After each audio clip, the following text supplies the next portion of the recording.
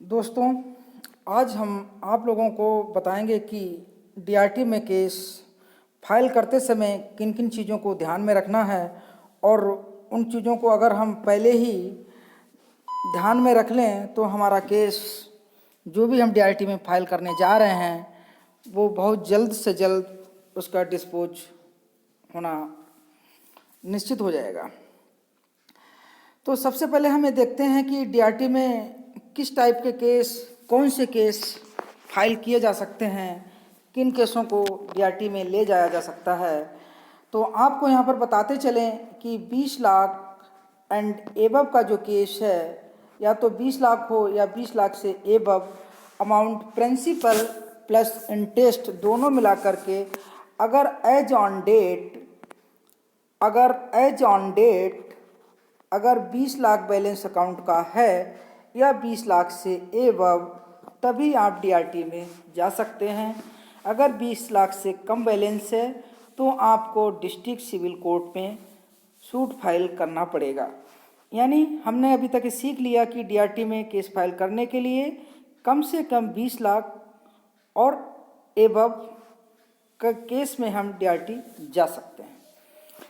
तो इस वीडियो में हमें जानेंगे कि किन किन चीज़ों की हम सावधानी रखें ताकि हमारा केस जल्दी से जल्दी डिस्पोज हो जाए और बिना किसी अननेसेसरी रीज़न की वजह से हमारा केस डिले हो। ठीक है दोस्तों, तो आइए हम सबसे पहले जानेंगे कि क्या होता है कि जब हम केस के सारे डॉक्यूमेंट एडवोकेट को दे देते हैं और एडवोकेट जब सूट फाइल डीआरटी में जब अप्लाई कर देता है तो जनरली किन किन चीज़ों को ध्यान में रखना चाहिए, कौन कौन सी चीज़ें हमारे सामने आएंगी। तो देखिए, it is generally seen observed that after submission of plaints by the bank, जब बैंक के द्वारा कंप्लेंट फॉर्म, जब जिसको पेपर बुक कहते हैं, जब एक प्लेंटिव यानी एक कंप्लेंट की कॉपी जिसमें कौन इसको फाइल कर रहा है, कितनी अमाउंट से फाइल कर रहा है और कितने ब्याज के साथ में ड्यू हो रहा है, कितना ब्याज हम ले रहे थे, किस किस ने डॉक्यूमेंट एग्जीक्यूट किए, कौन बारोवर है, कौन गारंटर है, कौन कौन सा डॉक्यूमेंट कब कब एग्जीक्यूट किया गया और अभी वो लिमिटेशन पीरियड में है या नहीं है। जिस पेज में, जिस फाइल में ये सारी चीज़ें मेंशन की जाती हैं तो उसको प्लेंटिफ कहते हैं या हम कंप्लेंट कहते हैं या हम प्लेंट्स कहते हैं। जो बैंक के द्वारा डीआरटी में रजिस्ट्रार के समक्ष प्रस्तुत की जाती है वो प्लेंट्स होती है। जब एडवोकेट ने जो डॉक्यूमेंट हमने बैंक की तरफ से प्रोवाइड कराए थे एडवोकेट को, वो डॉक्यूमेंट वहाँ पर सबमिट कर दिए तो जो एक कंप्लेंट बनाएगा, प्लेंटिफ बनाएगा, उसको पेपर बुक कहते हैं। आइए आगे चलते हैं कि the opposite party advocates rise very common objection. तो जो अपोजिट पार्टी का एडवोकेट है वो बहुत कॉमन ऑब्जेक्शन राइज करता है। कॉमन ऑब्जेक्शन क्या राइज करता है? Which can be avoided if paper book is prepared properly and checked by the bank official before the same with the DRT. कि जो ये पेपर बुक है वो प्रॉपर नहीं है। सिंपल सा ऑब्जेक्शन लगा दिया अपोजिट एडवोकेट ने। हमने केस बैंक ने फाइल किया था और जो बारोवर था उसके पक्ष का जो एडवोकेट था उसने सिंपल सा ऑब्जेक्शन लगा दिया कि जो पेपर बुक है वो प्रॉपरली नहीं भरी गई है। तो जो भी बैंक ऑफिशियल है उस पेपर बुक को प्रॉपर चेक करे, उसके बाद में साइन करे, तभी वकालतनामा पे साइन करने के साथ साथ पेपर बुक पे साइन करता है जो भी इंचार्ज ब्रांच मैनेजर। तो वो इन सारी चीज़ों को प्रॉपर चेक कर ले कि रेट ऑफ इंटरेस्ट ठीक है, किसने एग्जीक्यूट किए डॉक्यूमेंट, कब डॉक्यूमेंट एग्जीक्यूट किए, कितना लोन अमाउंट था, एज ऑन डेट कितना ड्यूज है, ये सारी चीज़ें बैंक ऑफिशियल को चेक करनी है। तो जो सबसे पहला ऑब्जेक्शन लगाएगा बैंक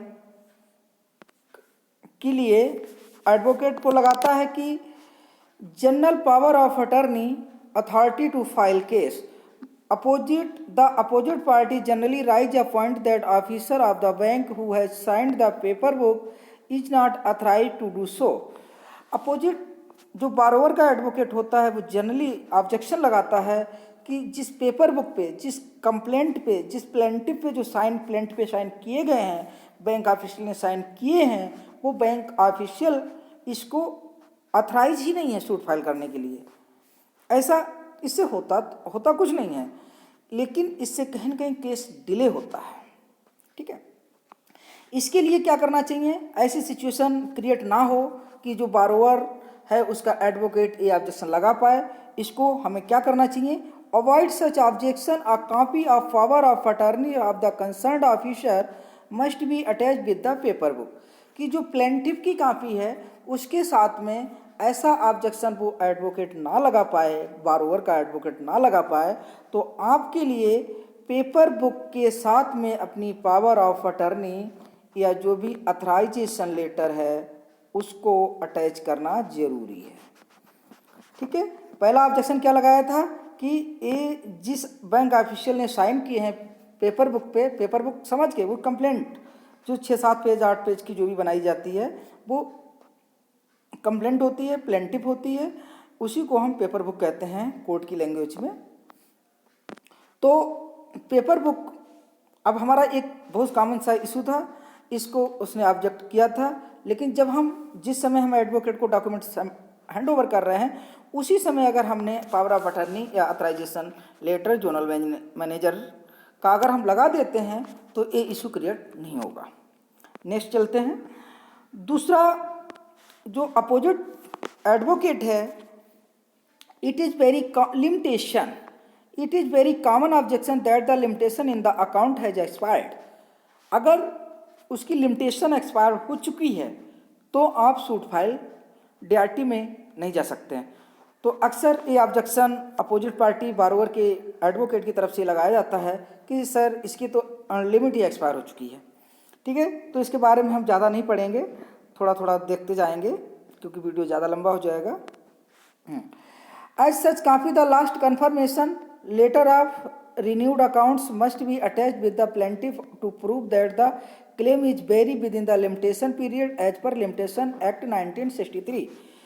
कहने का मतलब है कि जब ऐसा ऑब्जेक्शन उसके द्वारा लगाया गया है तो हमको एक जो लास्ट बार में डॉक्यूमेंट जो रिन्यू हुए हैं, जो उसने डॉक्यूमेंट रिन्यूड करवाए हैं, तो उसका हमको प्रूफ पेपर बुक के साथ में जमा कर देना चाहिए ताकि ये ऑब्जेक्शन लिमिटेशन वाला पार्टी बारोवर का जो गारंटर है उसकी तरफ से ना लगाया जा सके, जिससे कि टाइम कंज्यूमिंग हमारी बच जाए।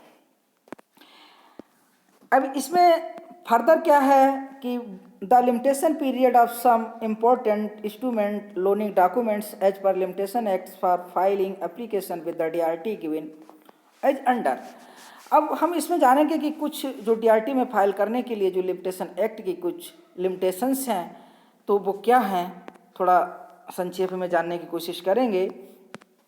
ओवरड्राफ्ट अगर अकाउंट है 3 year from the date of advance, अगर ओवरड्राफ्ट अकाउंट है तो जिस डेट को हमने एडवांस उसको दिया है उस डेट से 3 साल तक का क्या चलेगा, 3 ईयर का क्या चलेगा, एक विधि लिमिटेशन पीरियड रहेगा 3 साल तक, up to 3 years. Limitation period extended with every credit, जब पार्टी जब भी उसमें क्रेडिट कर देगा तो उससे नेक्स्ट 3 ईयर के लिए उसका पीरियड एक्सटेंस ऑटोमेटिकली हो जाएगा। जैसे मान लीजिए 1 जनवरी 2022 को किसी व्यक्ति का लोन सेंक्शन हुआ था, तो वो 1 जनवरी 25 को क्या होगा, अकाउंट का डॉक्यूमेंट एक्सपायर हो जाएगा, यानी लिमिटेशन ख़त्म हो जाएगी। इसी बीच 2022 से 2025 के बीच में जिस डेट को उसने पैसा जमा करा दिया खाते में उस डेट से 3 साल के लिए एक्सटेंड हो जाएगा। 3 years from the date of, अगर ये टर्म लोन है तो टर्म लोन के केस में 3 years from the date of each instalment becomes due, जिस डेट को इंस्टॉलमेंट ड्यू हो रही है, यानी कि जो लास्ट इंस्टॉलमेंट कस्टमर के द्वारा जमा कराई गई है उस जमा कराने की डेट से नेक्स्ट 3 साल तक डॉक्यूमेंट रिन्यूअल कराने की ज़रूरत नहीं है। अगर कर देता है कस्टमर तो वेल इन गुड है, अदरवाइज हम डॉक्यूमेंट प्रूफ के तौर पे जो लास्ट इंस्टॉलमेंट बारोवर के द्वारा जमा की गई है वो 3 साल तक वैलिड रहेगी। इस पर ज़्यादा हम सीरियस मतलब डिटेल में नहीं जाएंगे। ये मॉर्टगेज के केस में मॉर्टगेज अलग अलग होता है।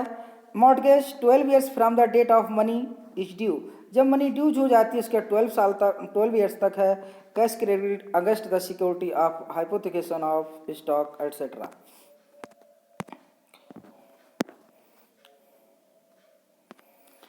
3 years from the date of advance in case of CC running accounts limitation period extended with every credit। जैसा कि अभी हमने बताया कि अगर कोई ODCC है जिसमें रेगुलर पैसा उसमें जमा हो रहा है, निकाला जा रहा है, तो उसकी लिमिटेशन जो है ईच एंड एवरी क्रेडिट से 3 साल के लिए ऑटोमेटिकली एक्सटेंड हो जाएगी। गारंटी के केस में 3 years from the date of invocation की डेट से 3 साल के लिए ये वैलिड रहेगी। प्लज एंड स्टॉक के केस में there is no period limitation for sale of flushed goods, plus के केस में कोई लिमिटेशन नहीं है।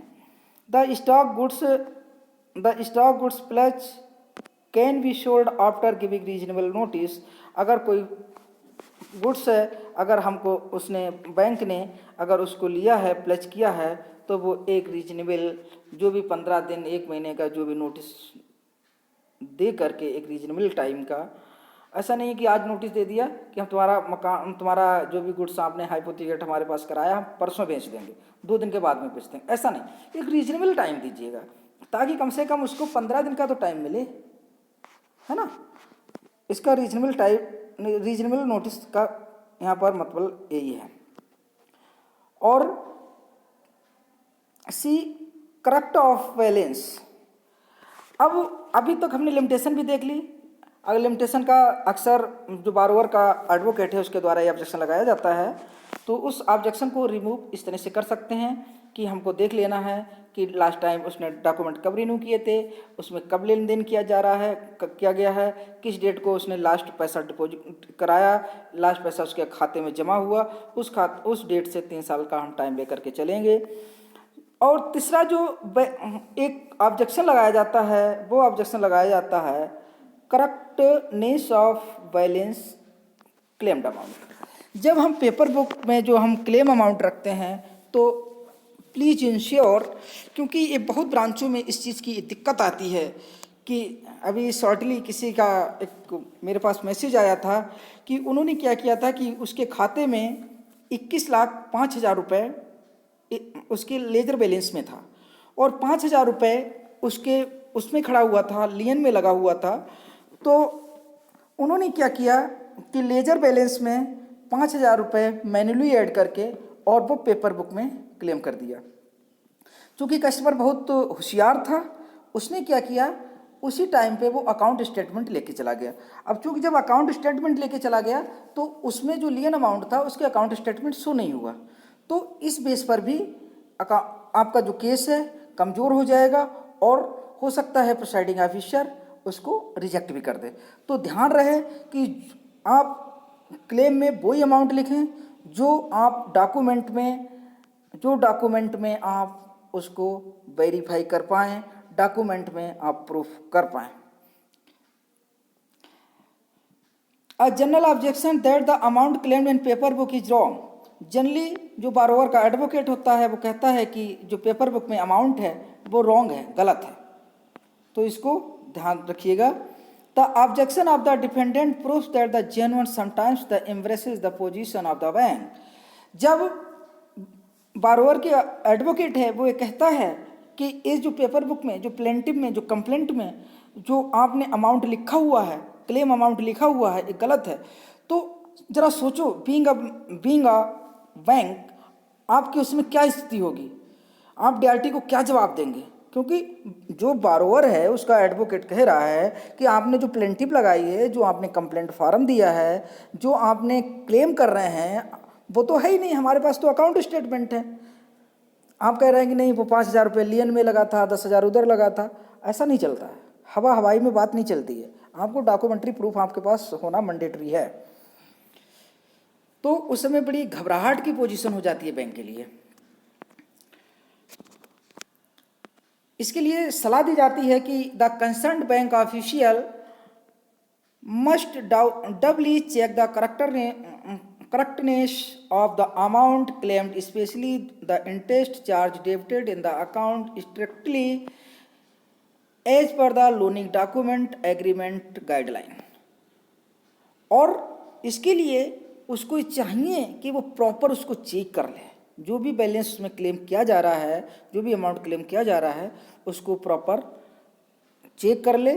और साथ में a copy of complete account statement should be attached and the submitted, और उसकी एक प्रॉपर कॉपी हो एक अकाउंट स्टेटमेंट की, वो उसके साथ में लगाना चाहिए, ताकि अपोजिट पार्टी जो बारोवर की पार्टी है उसको ये चांस ही ना मिले कहने के लिए कि भाई आपने गलत इंटरेस्ट क्लेम कर लिया है ना। आइए नेक्स्ट।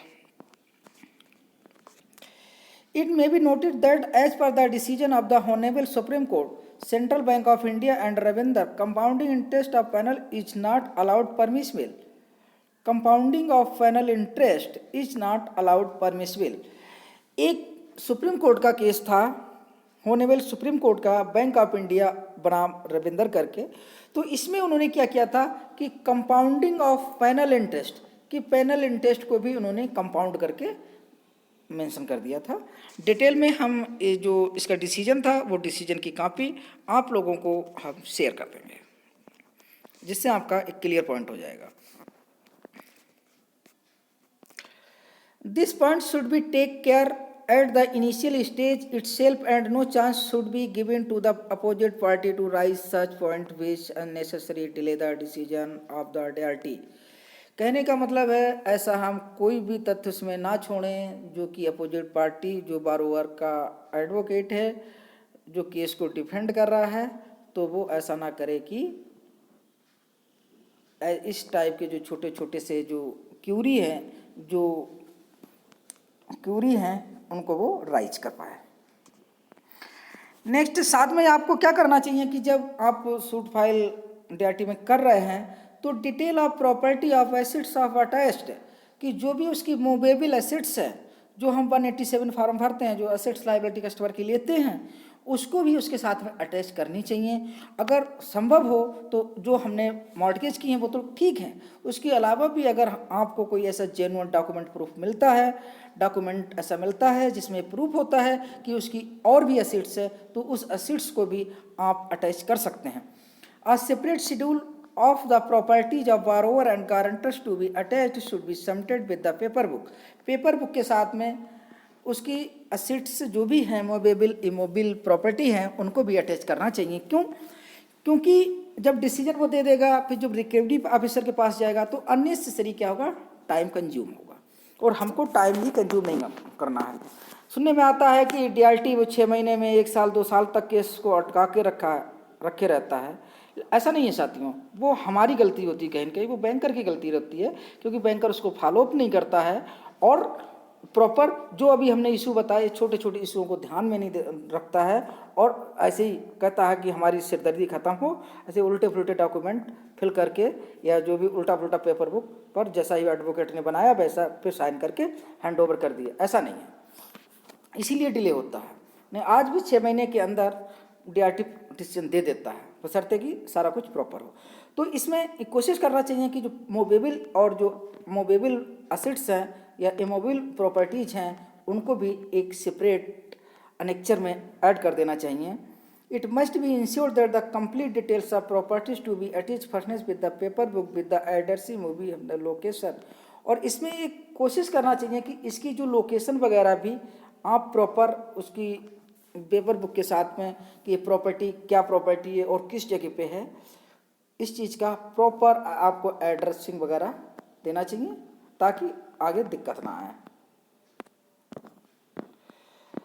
नेक्स्ट है एक very nice question, very nice point, garnishee order. Bank has right to pay the DRT to attach the issue garnishee order in receivable of dependent and the receivably appropriate in this account with the DRT।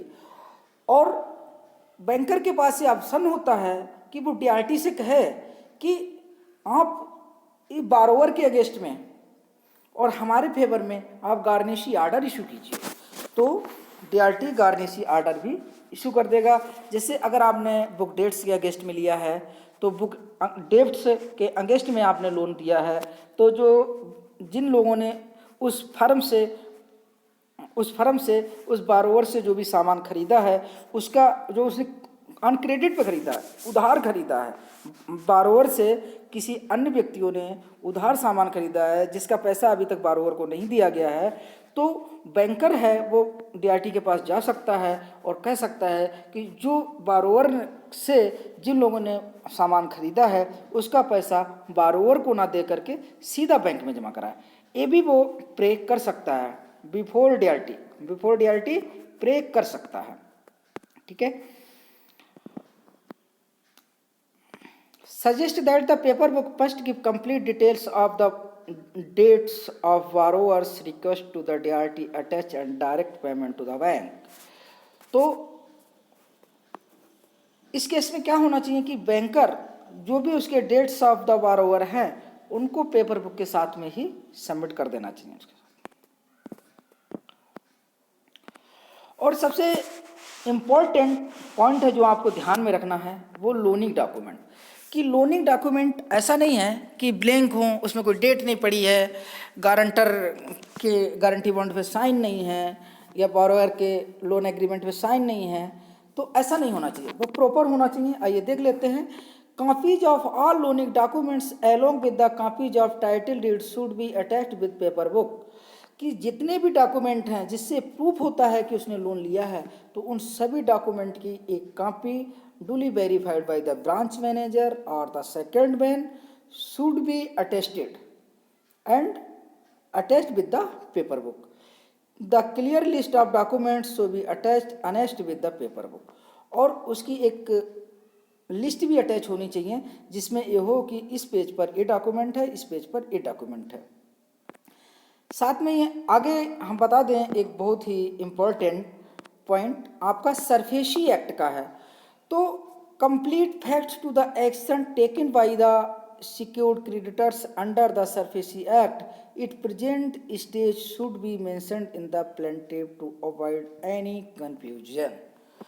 कहने का मतलब है कि जब आप DRT में जा रहे हैं तो सरफेसी के तहत आप जो भी कार्रवाई कर रहे हैं, आपने अंडर सेक्शन 13(2) नोटिस सर्व किया है, उसके 60 दिन हुए हैं नहीं हुए हैं, आपने सिंबॉलिक पोजीशन या फिजिकल पोजीशन ले रखा है या नहीं रखा है, ये बिल्कुल क्लियर पेपर बुक पे मेंशन होना चाहिए कि हमारी जो हम अभी तक सरफेसी एक्शन के तहत कहाँ तक हमने कार्रवाई की है उस कार्रवाई की स्टेटस होना मैंडेटरी है।